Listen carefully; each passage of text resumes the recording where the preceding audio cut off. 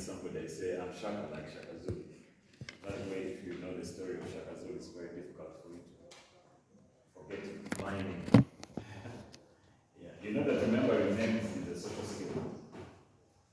You should try it everywhere you go to try and remember people's names. It's something I've been taking for granted for a long time, but now I'm trying to work on.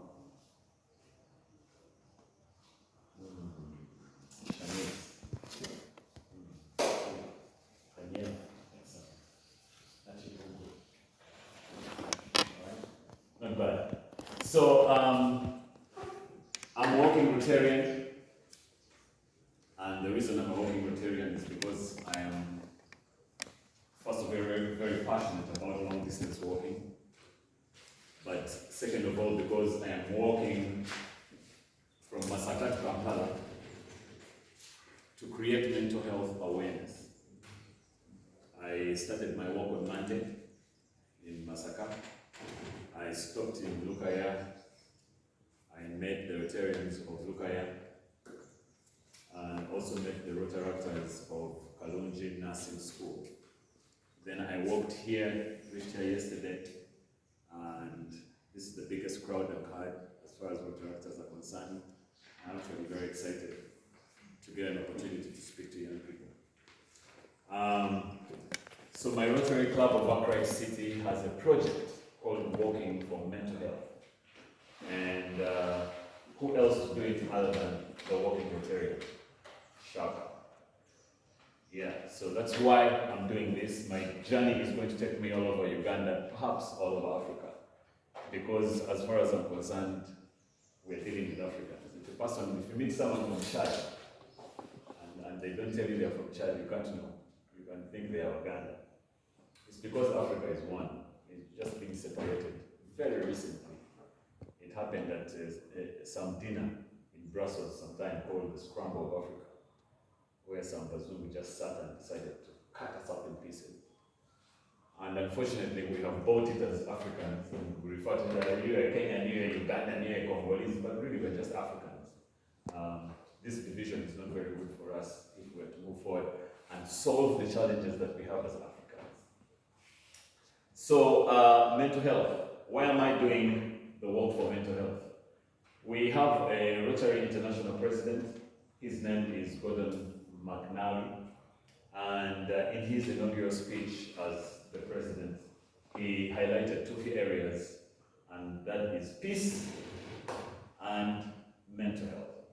He called upon Rotarians all over the world to apply their talents, to apply their expertise, and to apply their networks towards helping to solve the challenges of peace and mental health in their communities.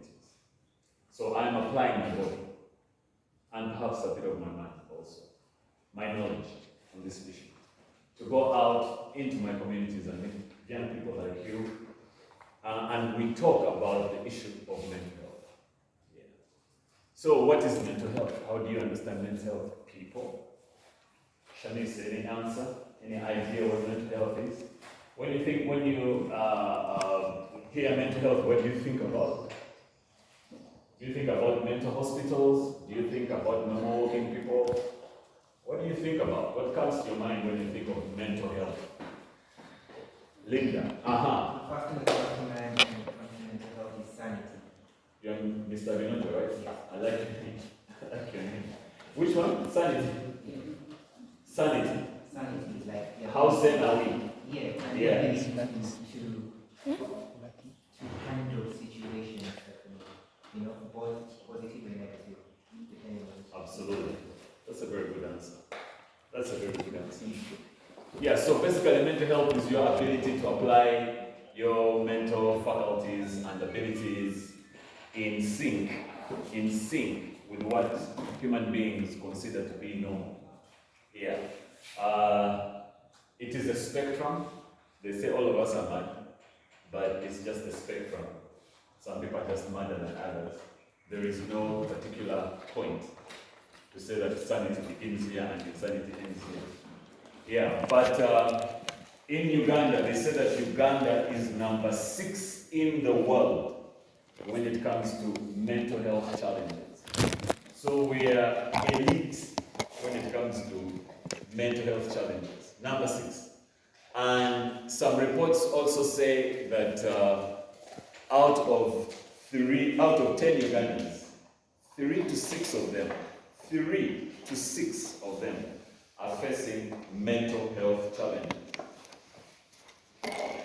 To me, that is a huge problem that we have in Uganda. And if we are discussing DNA and we are discussing what's the other thing that sunk under the water? The submarine.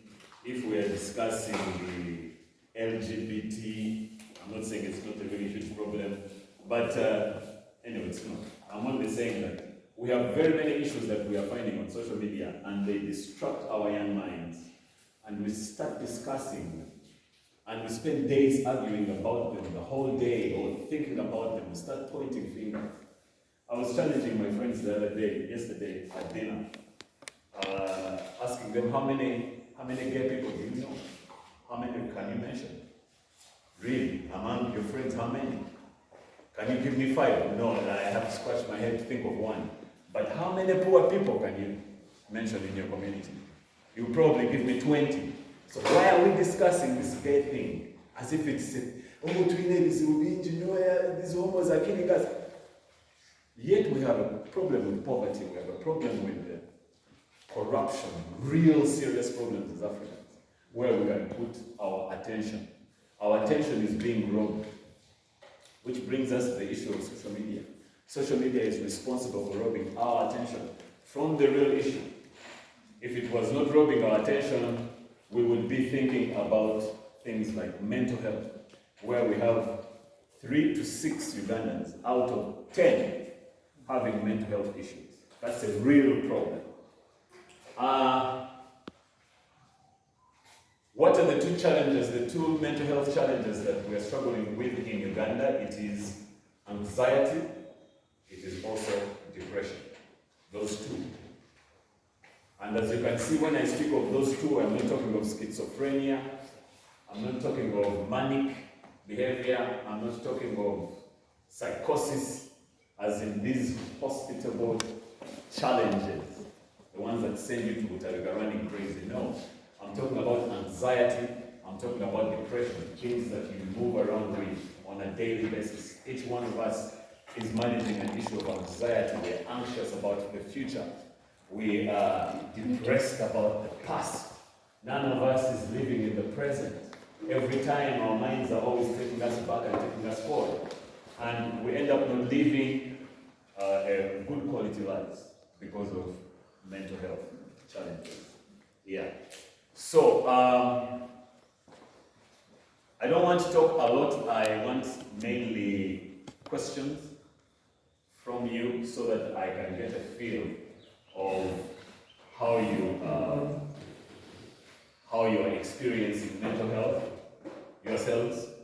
But as you prepare questions, I really hope you're writing down to get me quite a number of questions, because I want to discuss it from your perspective. I want to tell you my story. My story is, first of all, I'm 46 years old. I started drinking alcohol when I was 16 years, or S4 back, something like that. And I drank it until about 45 years. So that's about 29 years of drinking alcohol. Yeah. I'm so lucky I did not die. Wow. Thank you, Lord, every time I say thank you, Lord, for giving me a new version of life. Yeah, because in those 46 years, I slept when I was driving, coming from the bar like 2 or 3 times. I stayed wherever upright city, so imagine you come all the way from Chisimenti at 5 in the morning, you have alcohol in your head. I slept many times, like 3 times. I could have died and my children would have been orphans. You guys would not have had an opportunity to hear from me. Yeah. At about 39 years of age, this is about 6 years ago or something, I discovered weed. Yeah, I had a friend, some Muslim friend, neighbor of mine, showed me weed. Wow. Developed a relationship with weed, started enjoying it. Yeah. I started enjoying it, and actually I can tell you I just stopped smoking weed this year. This year, in March. This year in March. So I'm more like you guys and your friends, you know? Your friends are drinking alcohol, they're smoking weed, they're having a party, you know? Yeah. Yeah. Yeah. But and then I was also living the normal Ugandan life, which is just basically enjoying pork, you know, having fun, eating, not exercising. So I was about 92 kilograms in weight. Actually, people who know me from about 3 years ago, if they met me on the road, they would not know it's me. And I've had very people like, hey, boss, I met you on the road, I wouldn't know it's you. I've completely transformed myself from those kilos lost until right now I'm doing 61, 62 kilos, and I'm living the best life of my life, the best part of my life. The Bible says that I was dead, but now I'm alive and forevermore. Yeah, so how was I able to do that? How was I able to come from a life where I needed weed to silence my demons, where I needed daily drinking? I was drinking on a daily basis. Sometimes when I look back, I say, Neil, I must have been an alcoholic, but they used to say, you know. In fact, what guys around me used to be like, yeah, for you can manage your thing, man. For you can manage your thing. Because I would drink like a quarter, sometimes 2 quarters of Gilbert on a daily basis. Which my guys around me were like, for you, I'm good. I cannot go up. Yes, what's up? For you, are good. Yeah, so, yeah. I can say I had an alcohol use problem. Maybe I may not say I was an alcoholic who was going home beating my wife and puking all over the place. No, but I was using alcohol on a daily basis. And I know that it was being used to manage to plug the holes in my heart. Because I have lived my life with holes in my heart. And those holes I've tried to fill them with money. I've tried to fill them with alcohol. Tried to fill them with sex. I've tried to fill them up with weed. I've tried to fill them up with social approval, vanity. I've tried to do all that, and unfortunately the hole could not be plugged until I discovered the secret. And I can tell you right now, my life, I feel it's personal that I'm on the best part of my life. So do you want to know what I did? I'll take that as question number 1. Because I really want questions from you, I don't want to overhear. The most important thing I did in my life to help me manage my anxiety and certainly parts of depression, because all my life I spent it not feeling enough. I was not satisfied with the money that I was making, never ever satisfied with the money I was making. I always felt I was below par. I never felt satisfied with my wife. I can tell you the relationship was not good, but I was telling somebody about marriage yesterday and saying that the quality of the marriage is in how bad that marriage is, and none of you lives. So if I tell you that I had a bad marriage, maybe I'm not right, because I was such a bad husband, but my wife never left me. Can we clap? I have never seen a patient woman like that. Maybe she's stupid, you know, like how do you stop a guy like that? But I guess she understands what marriage vows really mean.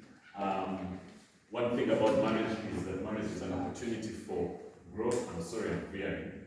I'm going off the tangent. But marriage is an opportunity for growth. You young people who are getting married, marriage is an opportunity for spiritual growth and maturity. You're going to marriage to mature, but you will never mature in comfort. You will never sit on the couch and watch Netflix and grow. You will never be on holidays with your husband, I don't know, sending your kids to international schools, living a soft life, and you grow. There is no growth in comfort. That's why when you get married, you're going to be hit with difficulty. But when you get hit with difficulty, then you're in the marriage. Then you're growing. Then you get to learn more about yourself. Then you get to get closer to God. And that is the purpose of marriage. So when you go into marriage and you, oh, he has changed, I'm leaving him. You really don't know what marriage is. It's not a relationship of boyfriend and girlfriend. It is a marriage. Okay? You can go there and God will give you an alcoholic husband. And you have to stay. He's your husband. And you deal with him and manage him until maybe after 35 years he changes and becomes a pastor or what. And you say, yeah, that's when they give you the crown as the wife. Yeah, I know many people don't agree, but that's it. So I was living a life of fear and insecurity. I numbed it with food, I numbed it with alcohol, I numbed it with weed and many other things until I made a decision. So I just want to tell you that the number one thing that I did for my life was to intend. Intention. Intention is a superpower. When God was going to create the world, he made an intention. And in case you don't know, God lives in each one of you. You are just a mini representation of him. So when you make an intention, when you send out an intention, it's the most powerful thing you can do. Because even there is nothing you did today without intending to do it. Even to come here, you intended first to come here. Even the clothes you wore. Yeah. Even some people, you meet them and you don't smile at them because you intend. Intention is a superpower. Be very careful about the things that you intend to do. So I made an intention that I wanted to change my life, but also to change my life for Africa. African youth. We have a big challenge with African youth. We have a joining or exploding population of African youth. We don't have jobs. And the African youth is weak. And they are not aware that they are weak. They are not conscious of their weakness. And yet, we are looking forward to these African youth, you people, to be the ones that are going to transform that which we failed to transform. But yet, we are handing over the future to a weak youth. Weak in the body, weak in the mind, just like I was. So I said that if I wanted to make a difference and inspire African youth, I had to begin with myself.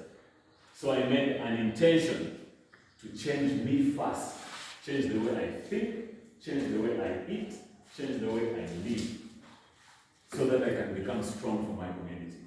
So the intention was number one. Number two, I researched ways in which I can stop being a weak man to become a strong man for my community, a strong man for my family. I researched, I went to the internet. So please, people, you don't have to all just hear from people. You can also do your own research. You can also be in the driving seat of your own evolution. Yeah? Be the one, be the captain. And you do that by going out to do research. So I did research. And number one, they told me that I need to exercise on a regular basis. First of all, they taught me what I've just told you, that I have God inside of me, and that I'm a special human being, not special human being, but special being, because all of you have God in you, but you have got to realize, you've got to come to the knowing that He is in you.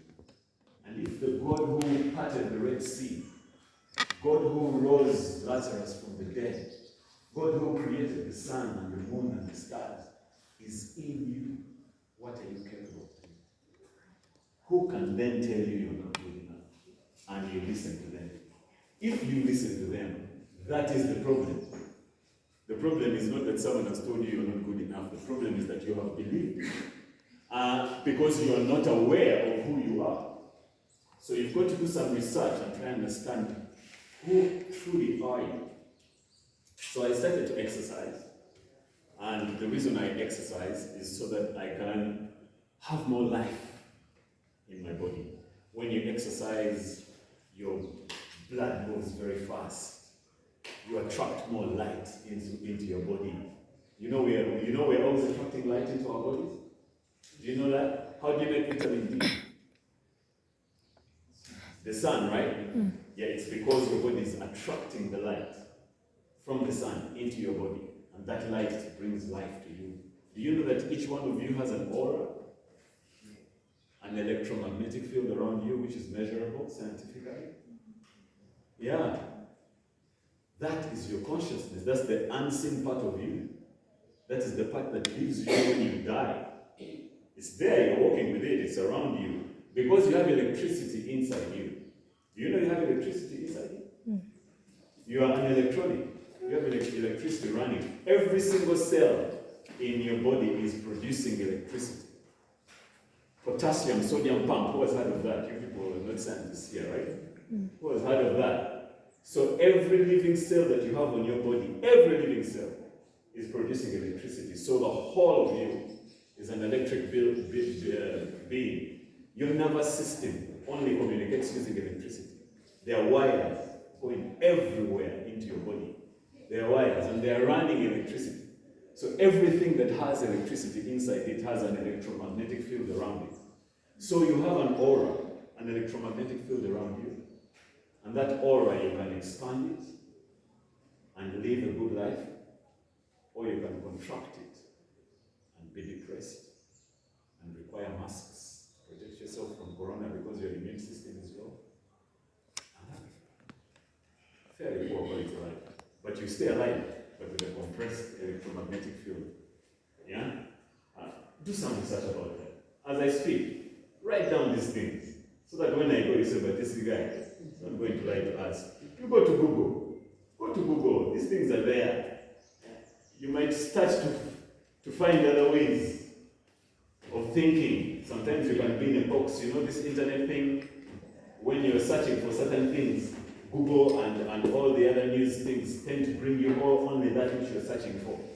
So you go in a bubble and you're surrounded by the Kardashians or whoever it is that is trending, the one you search for. So you remain in that bubble. So when you find a guy like you telling you about electromagnetic fields, you are confused because you've been in a bubble of entertainment, of socialites, and you are lost. So expand your bubble by making searches so that the internet can say, hey, this person is also interested in metaphysics. Wow, let's give them some information about metaphysics. That way you become more informed. So when you exercise, your body becomes fit, your immunity goes up. I hope you know all the advantages of exercising. Your cholesterol goes down, your blood pressure goes down, your anxiety goes down, your depression goes down, your human growth hormone, for us who are growing older, human growth hormone is the one that keeps us young, even you need it. It's the one that keeps us young, keeps you regenerating. It goes up. There is something they call brain-derived neurotrophic factor, BDNF, which is like a fertilizer for the neurons in your brain. So when it's sprinkled onto your brain, nerve pathways begin to develop, so you become more wise, more of a genius. All this stuff comes into you when you start exercising. People who exercise smile more. So all I'm saying is that, number one, the realization is that your body is your mind, and your mind is your body. They are one. What you do on your body, you are doing on your mind. That's why when I tell you that on mental health, I'm tackling the issue of my mental health, or you should tackle the one of your mental health through the channel that you see, which is your body. It's the one you can work with. And when you work on it inadvertently, you work on the mind. That's why they say that exercise works on the mind. The body is one. Number two, I started to fast. You should ask yourself, in this today's world, too much food, we're in too much of abundance. However, human beings have been on earth as we are now in our morphology. We've been on Earth for 2.5 million years. So when you look at your body, it's a very ancient artifact. It's very ancient, this thing. It's ancient.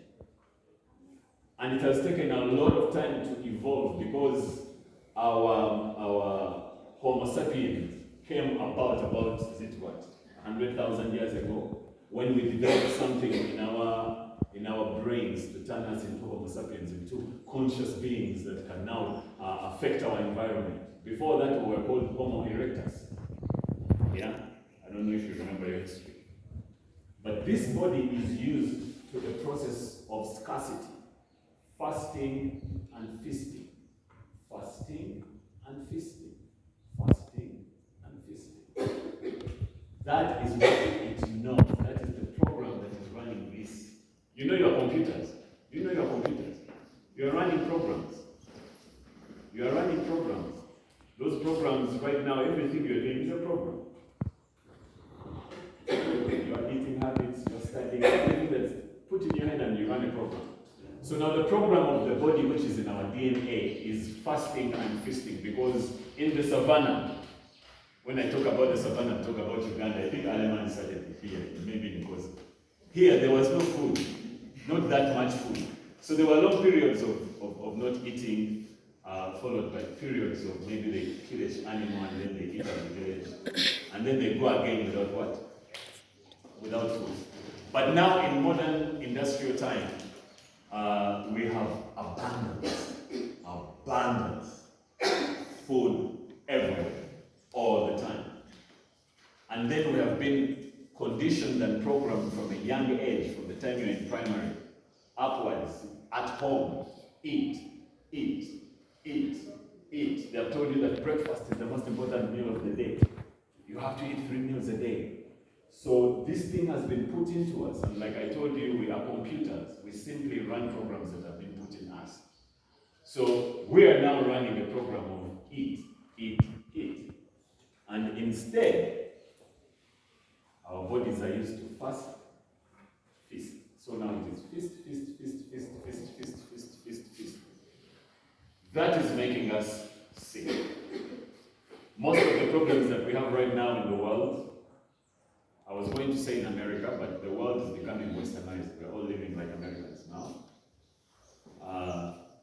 The problems we have are caused by being overweight.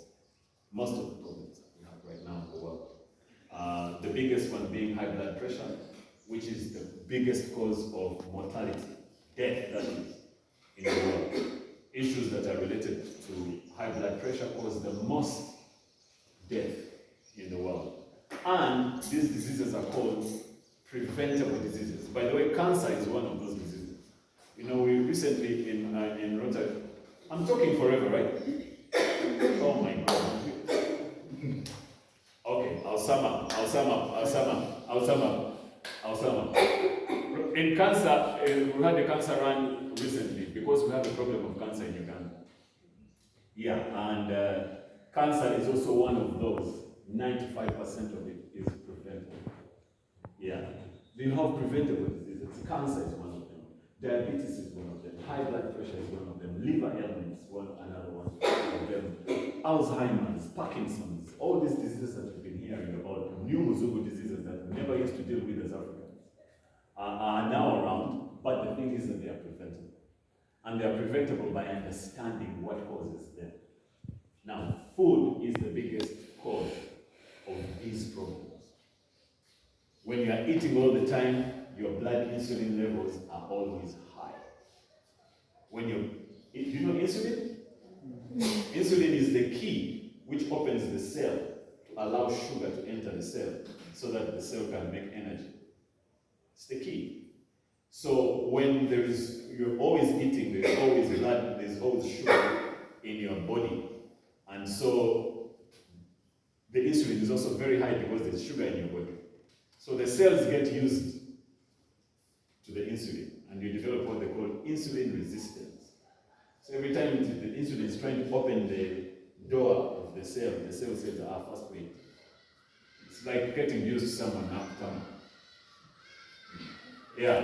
So you develop what they call insulin resistance, which usually leads to diabetes. Yeah. And when you get into diabetes, then all sorts of problems come.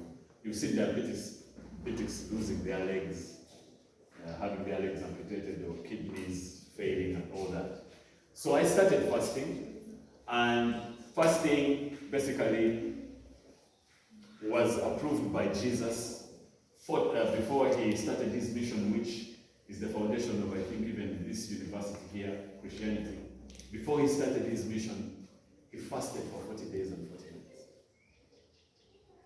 Before Moses released the 10 Commandments, the ones which are the foundation of everything, he fasted for 40 days and 40 nights. There are very many other cases of fasting in the Bible. Muslims, Muhammad told his followers, you have to fast. Simply because fasting is a superpower. But we are not sold that now. You and I are not running that program now because we live in a world of eat, eat, eat. TV, everything is telling you about eating. So you can't think of anything else because you're not running that program. So you've got to put that program in your head. Why? Because fasting, if you look at the advantages of fasting, you wonder why people eat. Please Google it, write it down, Google it. Google the benefits of fasting, read them, and then say, oh, wow, I thought food was not supposed to give me this. Yeah. So one of the things, since I'm talking about mental health, is that fasting really does clear the mind. It causes what they call mental clarity. Mental clarity that is responsible for reducing anxiety, responsible for removing depression. Long ago, when people wanted to connect with their higher selves, like the Red Indians in America, when they wanted to get a vision or something, their leaders wanted some calling to connect with God. They went through periods of fasting, 4 days without food, so that they can connect with the divine. Fasting is a gift you give yourself. It is not a chore you have to do. It is a gift you give yourself. There are very many ways in which you can fast. Research them. I'm not going to go into the details. There are very many different fasts.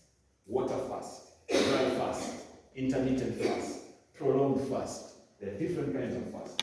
Research. Start. One thing you should know about the body is that you can train it.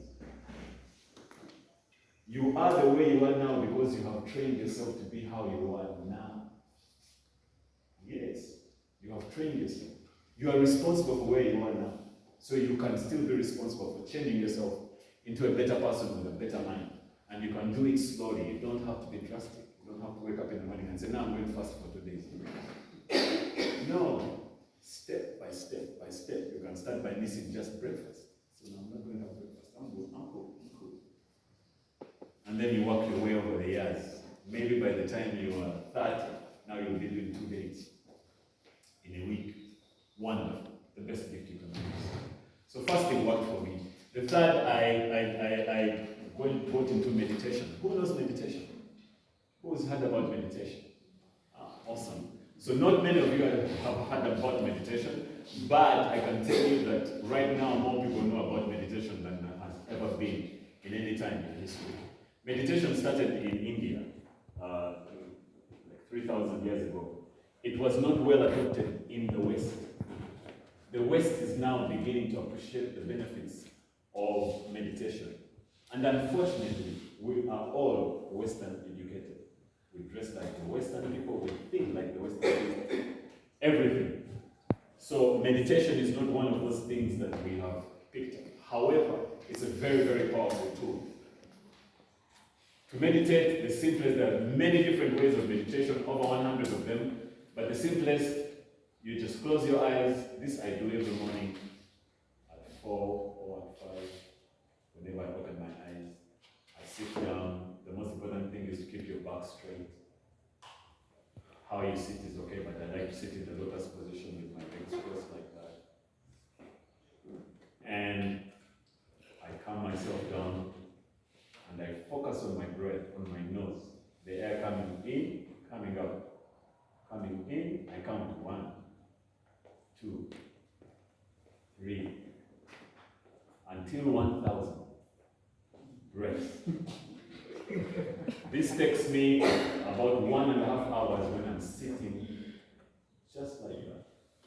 But one thing about it, that it made me realize, because meditation makes you know who you are about yourself, is that our thoughts, no longer we're not the ones who produce them.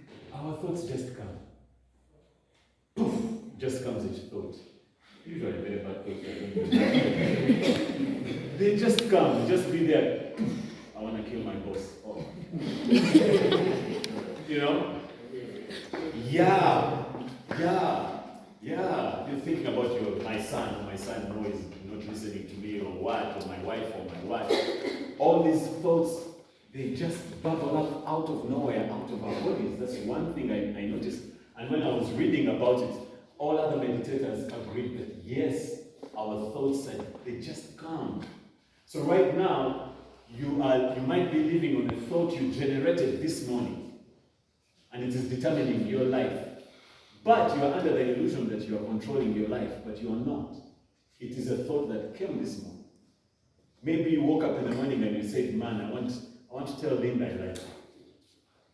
I'm tired of overliking her, I'm going to tell her. Then at 8 you told her. Then at 9, at 11 you ended up going for coffee with her. Then at midday you ended up coming to fellowship with her. And you think you are at fellowship with her out of your own choice, but it was out of a thought that popped in your head. So we might not be in control of our lives as much as we think.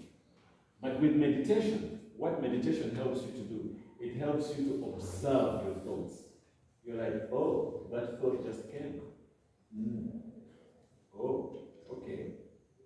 You get to observe your thoughts. Then when you observe your thoughts, it's very hard for them to affect you, because you now don't become part of them as you have been thinking. You don't become a part of those thoughts.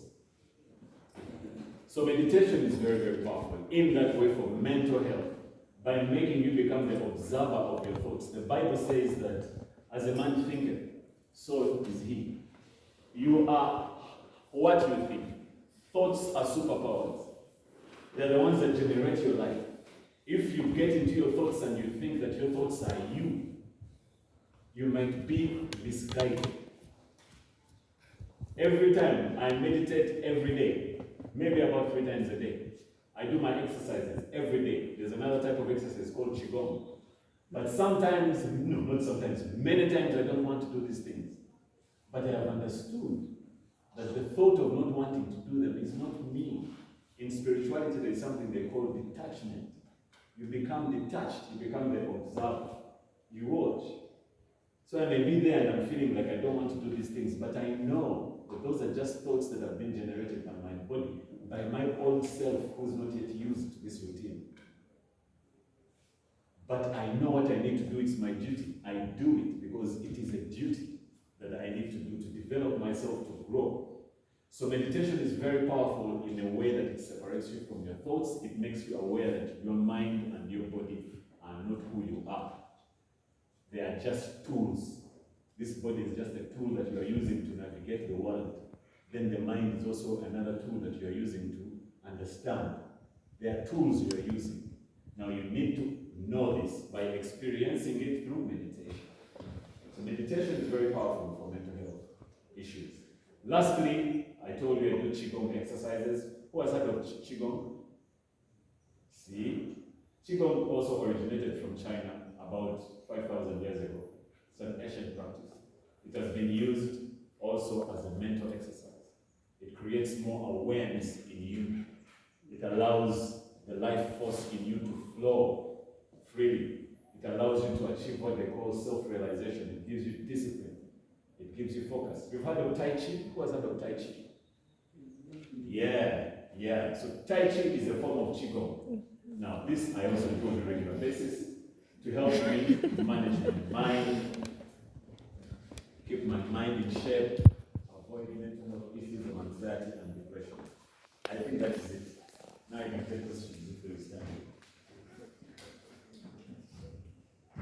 I'm sorry for boring you.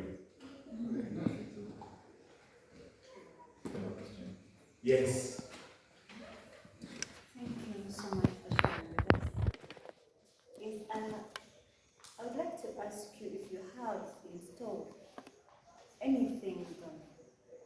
get what I'm trying to say? If you have instill any advice to any person out there, because we have had similar stories to yours, who are progressing through depression, anxiety, but they do something. Some are doing drugs, some are doing alcohol, they do something.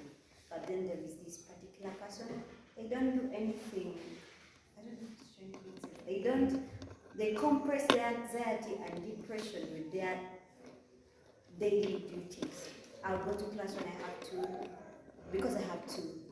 I'll do my chores, my everything in the way I have to.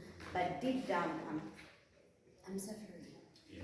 But since you know when you do something like maybe just like you've said, you drink alcohol, when you hear it being talked about somewhere, you pick that, oh, that's me, or maybe set up things you can do to change. But then this is someone who has not been catered for. No one has come up to say that you're suffering, because they don't know they are suffering, because they have a normal duty that they perform their duties the way they should. I don't know if make it sense. So you're not just. Yeah, I guess. You wanna help answer that? Like I had similar things. Okay. You know, 'cause I guess it's like a category of people who, you find someone like ever happy and everything, and you see them passing by and you're like, oh, that guy, he doesn't drink, he doesn't do anything, and he's just a good guy. And yet they have like these thoughts inside them, then they require you to let them out. So at a point you'll find that keeping something in is what actually kills the problem. So what would be like the best option to start a person in any case that they need to like get out with really help with they actually need to like realize themselves? Super. My advice is number one, join Rotaract Club. Why do I advise that? Because there is nothing that's good for mental health other than connection with fellow human beings around a shared objective. Rotaractors, you have shared values and shared objectives. Friendship and connection being one of those. So when you join a Rotaract club or any other club of your interest, be it scripture union or whatever, being with people is one of the things that gives a long life and gives mental stability. Another one is exercise. Like I was saying, for you, where you are right now, I'm sorry to tell you, you got yourself there. You may not have gotten yourself there consciously. You may have gotten yourself there unconsciously, but it is you that got yourself there. When you accept this in itself, you begin to heal. Because all of a sudden you realize that the power is with you to reverse the situation. But if you keep on blaming other people for where you are, you take power away from yourself and give it to them. So you've got to realize right now that you are where you are because you got yourself here, and you can get yourself away from here to somewhere else. So if you're not drinking, you're not smoking weed, but you're not happy, you've got to realize, like I told you, that these thoughts that you have are being generated by your body and your mind based on the state that it is in. The state that your body is in. And what kind of state, what causes the state that you are in? The food that you eat. The life, physical movement that you have. So when you are eating pizza and you are sitting all day long, whether it is in class or on your couch or on your bed, and indulging in social media, looking at people whose lives are better than yours, you are bound, your body is bound to generate anxiety, depression, comparison, self-hate. Those thoughts are bound to come. When you are eating bad food, you are not moving, and you are engaging in things like social media. So what I would give advice to somebody like that would be probably take up walking. Do you know why I say walking? Because you don't need a gym membership with walking. And walking comes naturally to everybody. And walking can be adjusted according to the way you are. You may say, for me, I'm going to walk up to that stage and come back. Another person, based on their fitness, will go to Kayako and come back. And you can build this slowly by slowly. All I'm saying is that with physical activity, the moment you start to move your body, you change its status. And when you change its status, you change the kind of thoughts it's generating. When you fast, you change the status of your body. Therefore, you change the thoughts it's generating. When you engage with your friends, each one of them is affecting you. Everyone you engage with is affecting you. Never think that whenever you're with someone, they're not affecting you. They are. But when they affect you, they change the status of your body. And when the status of your body changes, you generate different kind of thoughts. That's why sometimes in spirituality, they tell us to go into solitude sometimes. Be alone, so that you are not being affected by other people's energies. The whole point I'm trying to make is that the state, environment of your body is the one that generates, the body and the mind is the one that generates the kind of thoughts you have. You can find that just listening to bad rap music about some angry nigger somewhere talking about sex, bitch, killing, pistols, guns, that you begin your day with that in your ears, that is going to affect the status of your mind and your body. It's going to affect the kind of thoughts you generate, the kind of movies you watch. All this is food for your body and your mind, and it changes who you are when you're not aware, and therefore generates the thoughts that you produce. So let's agree that our thoughts are generated by our bodies and our minds, and we should not over-engage with them, over-relate with them. And the best way we can do is to put ourselves in a situation where our bodies and our minds are generating the right kinds of thoughts. In prayer, in meditation, in exercise, in good friendships. Choose your friends wisely, because everyone affects you. Everyone. Don't say, me I'm with smokers, but I don't smoke. You're lying. You're lying. You're being affected at a subconscious level. You're not aware, but you're being affected.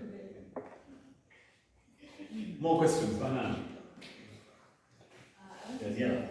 Yeah. I want to ask, there are some people who, like when something is discouraging, Yeah. they decide to get away from people, Yeah. and they have their own space. Yeah. Like, is that a good, would you give them the same advice? Okay, you trying to get away from people, but actually you're supposed to talk to someone, but you don't realize it's not because like they cope like this. What advice would you give them? Yeah, Daniela, I would say that both are okay. It depends on the context. It's okay sometimes to be alone so that you can engage with yourself, listen to your own thoughts, get to know yourself better, heal. Get to know yourself better, really spend time with yourself. Solitude is also important. Yeah. Jesus spent how many days in the desert? 40? 40? Yeah. Solitude. Spend some time alone and also get to know. But also, especially in mental health issues like you mentioned, it's very important to come out. Let your close friends know what you're going through. For girls it's usually easier. For boys and men, we have been conditioned to bottle it in and deal with it. This is very dangerous. So it's very nice for you to have a group of friends, and that's why I was telling you to join Rotaractors, so that you have a group of friends with shared values, connections, a family, that you can come out and speak about your problem if you're having a challenge. And then you will be identified as someone that needs help, and perhaps, receive the help you need. Yeah, maybe you could speak to someone like me who will advise you fast. And you'll be fine. You'll be fine. So yes, both are good. Solitude and engagement, coming out and speaking about your problems, is very important when it comes to mental health issues. Yes. I believe that there is some little fun in the activity we are engaging in. Yeah. We are distracted by work. Yeah. So don't you have those days when you sit and you feel a little so bad with the event and Yeah. a few beers and come back Yeah. and then go back to gym to connect Yeah. now. Yeah. You don't decided to leave. Yeah. Okay. You know what? Those thoughts have come to me, but I am aware that those thoughts are thoughts of my old self. You know, my old self is still with me. I'm changing. Maybe in about 7 years from now, I'll be really completely new, like the old guy is dead. But the old guy is still there. And sometimes he wants a joint. Sometimes it's like, man, I just go and chill a little bit with the fellas. But I am aware that it's a thought. I look at it and they say, okay, I have thought that. No, that's a thought. And I accept it. In spirituality, there's something they call acceptance. And then there is something they call forgiveness. You accept the thought, you own it, and you forgive it. Very powerful. Very powerful, yeah. But I wouldn't advise to go back to that life. And also, like I was telling you, that life, we're always just trying to fill holes. This drinking, there's a hole you're trying to fill. Sex, there is a hole.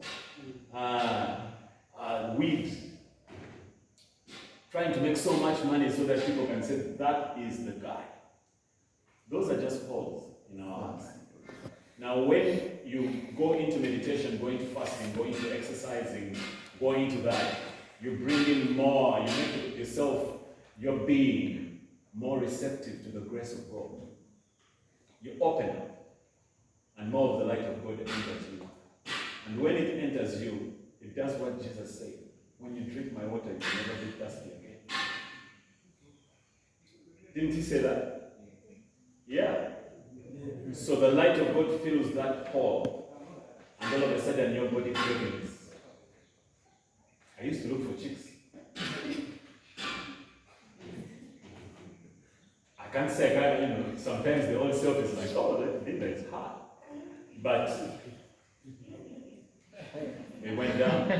Sorry, Linda. But you're hot. Yeah, so, but if my body desires for food, my body desires for materials. Some people tell you they don't have time to work on themselves, but they have time to go and look for money. Like, man, see now, the things you're talking about, I don't have time, I'm busy looking for money. That's the whole right there. That means they have put themselves second, or third, or fourth priority to materialism, to the things that are outside of them. Now me, when I made myself receptive to the grace of God, I now realize that everything that I need is inside of me. Everything.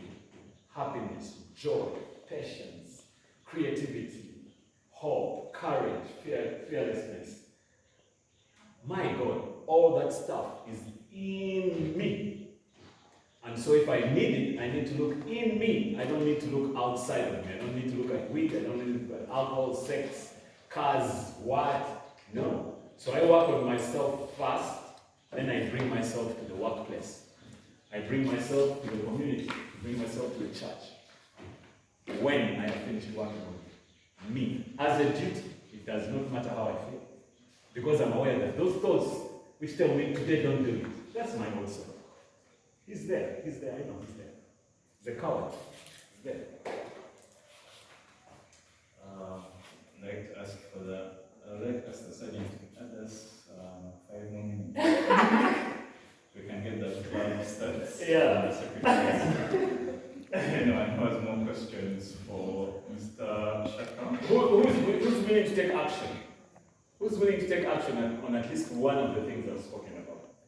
Lovely. Daisy, what are you going to do? Tell us. Oh, nice. Nice. I think that's the better one. What are you going to do, Daisy? At least one of them. Meditation? Do your research on the internet. The silent one is nice. Yeah, there's also one for chanting, but people may think you're going mad. So do the one for silence. I do chanting. When I'm alone, I do chanting. Who else? Action. Qigong, yeah? I'm going to share a video which you put on the group. Are you on your Rotaractor? I put it, yeah. Oh man, that one right there. All my energy, when I cover those miles, 30 kilometers, 40 kilometers, all that energy comes from Qigong. Some more action. Once life's being changed. Dumbai. Yeah. Meditation. Meditation. Meditation is powerful. Should be the foundation of everything before you start your day. Another question. Yeah.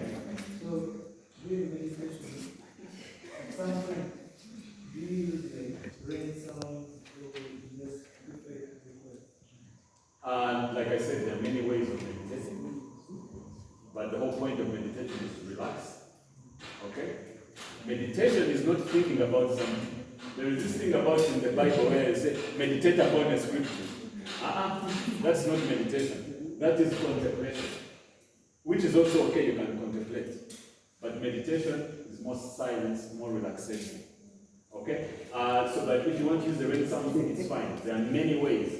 Anything that relaxes you. The whole point is to be relaxed. But what should not be negotiable is your back. Your back needs to be straight because your spinal cord is where your consciousness lies. It's like an antenna. When you want to, those old TVs, you guys are young. You're young. You have to put the antenna in the right place so that you can capture all the football match becomes clear. Yeah, so you have to put your back straight so that you are able to be in sync with the cosmic geometry. Walking. And the thing about walking is that it has to be regular, consistent. Don't say, oh, I walk, how did I last walk 2 weeks now? And change of time. Walk every day. But when you walk every day, you're going to realize that you're going to get stronger. So what I'm saying is, start with what you can manage. Don't overpush it. It's supposed to be a fun journey. So if you can do 1 kilometer, do one. Only that in 1 month, your body will tell you, hey, whatever. You'll be shocked. After a year, you'll probably be walking from here to Kampala. When you go for a haircut and they come back. Excellent. Awesome. Yes, Jackie. Planets to always be research and always to be self-aware. Yes.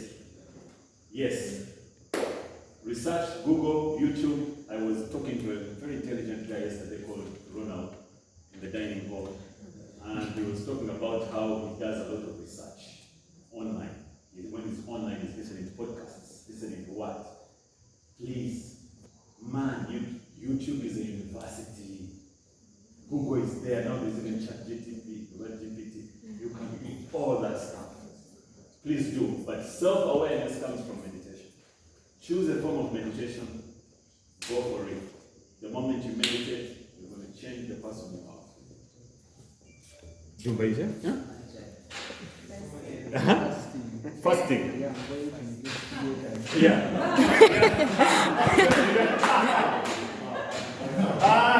The thing about fasting is that in Uganda, when you lose weight, you either have problems or you're sick. Yeah. So people will meet you and be like, whoa, your mother is hey! So when you're fasting and losing weight, be ready for a lot of pushback from everybody around you. When I lost weight, but now people are getting used to me. My God. So you have like cancer or AIDS or something. It's okay, you're not the first one. Hey, and also when if you have money problems, tell us also money problems exist. Shaka yafune mzigo. Shaka sente zambula. Yeah, but I can assure you that healthy people are slim people. Healthy people are slim people. Not necessarily. Yeah, this is a scientific fact. Excellent. Guys, it's good to know that you're going to take action from what I've said. Keep it up. Really nice. So you have healthy lives full of peace and blessings